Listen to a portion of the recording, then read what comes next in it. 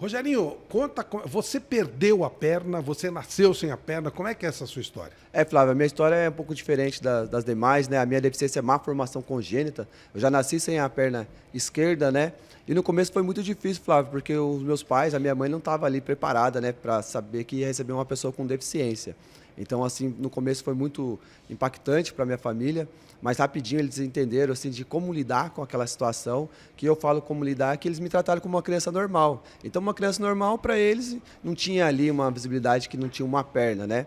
E para mim foi muito importante esse início para mim chegar até onde eu estou, que é o dia de hoje. Quando você era pequenininho, criancinha, você era motivo de gozação, você se impunha, como é que funcionou isso na sua vida? Cara, foi muito difícil, na verdade.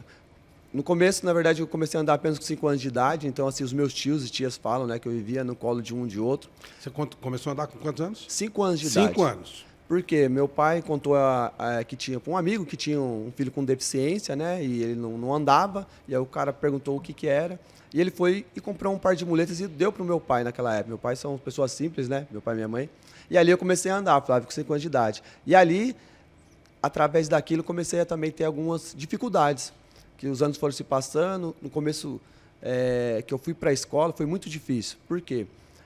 As crianças não tinham contato com outra pessoa com deficiência. Então, ali, as crianças começaram a falar que não tinha uma perna, que eu era aleijadinho, e aquilo me machucava bastante.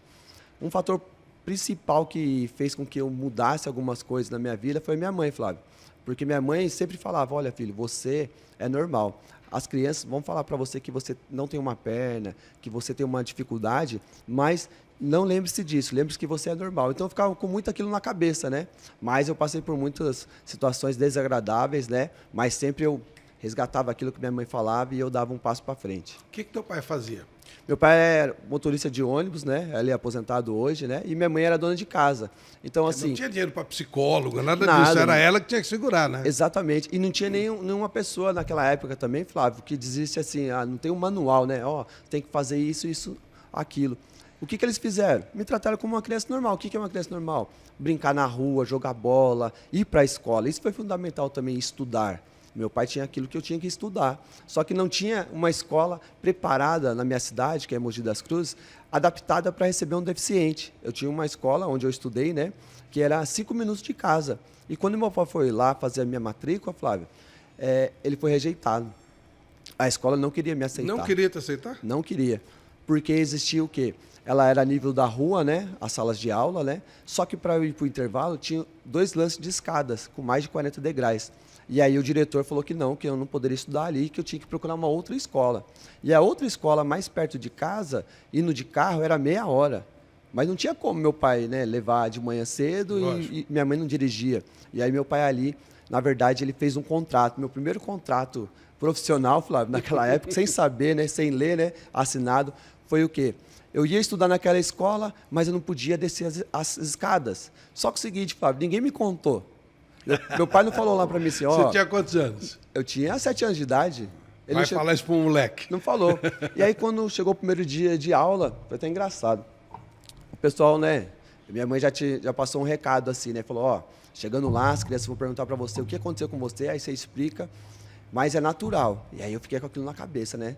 Aí cheguei na escola, parecia que eu tinha alguma coisa de estranho, né, porque todo mundo, o que aconteceu com você, cadê sua perna? E aí... entrei na sala de aula, né, uniforme, né, mochila, todo feliz com aquele momento, né.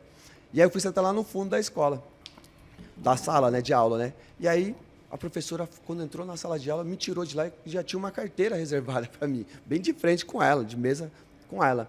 E aí, Flávio, cheguei, sentei lá, né, no primeiro dia de aula.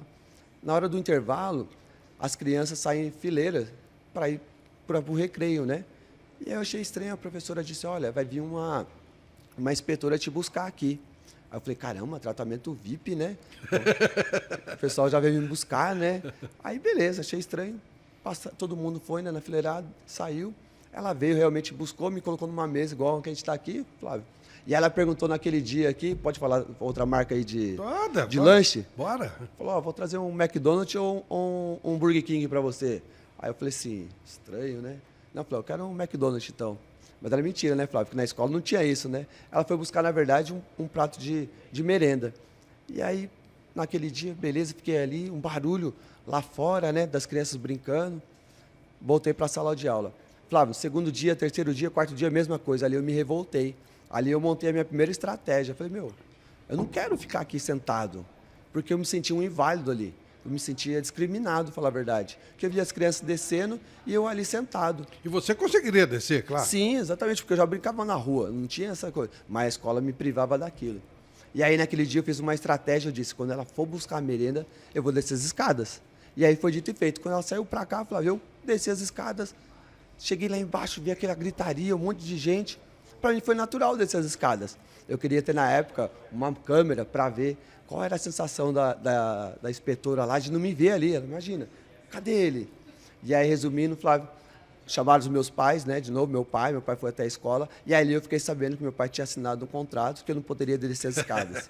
Mas eu fiquei assim, muito chateado com aquilo. E aí eu bati firme com meu pai. Falei, não, eu quero estudar, mas eu quero descer as escadas porque eu vou descer. Flávio, eu desci as escadas por quase 10 anos naquela escola e nunca caí, né? Então ali foi meu primeiro desafio de estudar e vencer o preconceito com as crianças que, na verdade, não sabiam, não tinham entendimento de receber uma pessoa com deficiência.